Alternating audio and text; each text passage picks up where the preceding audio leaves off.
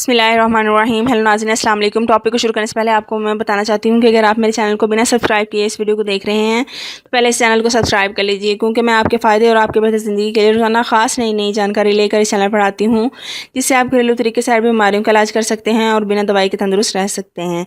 Subscribe करने के लिए वीडियो टाइटल के नीचे लाल रंग के बटन पर क्लिक कीजिए।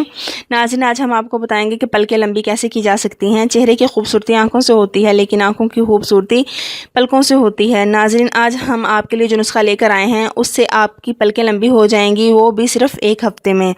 नाज़रीन, नुस्खा नोट कर लें। पलकों को लंबा करने के लिए दूध लें और किसी नरम कपड़े को इस गर्म दूध में डालकर आंखों पर रख दें। जब इसकी गर्माइश ख़त्म हो जाए तो इस अमल को बार बार करें, मगर 4 बार से ज़्यादा नहीं करना है। इससे पलकों की नशनुमा होगी और वो खूबसूरत और लंबी दिखाई देंगी। लेकिन याद रखिए, दूध बहुत ज़्यादा गर्म ना हो।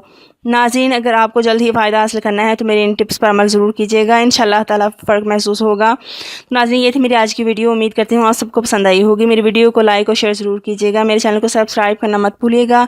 अपना बहुत ज़्यादा ख्याल रखिएगा, मुझे दुआओं में याद रखिएगा। फिर मिलेंगे एक नई वीडियो के साथ। अल्लाह हाफिज़।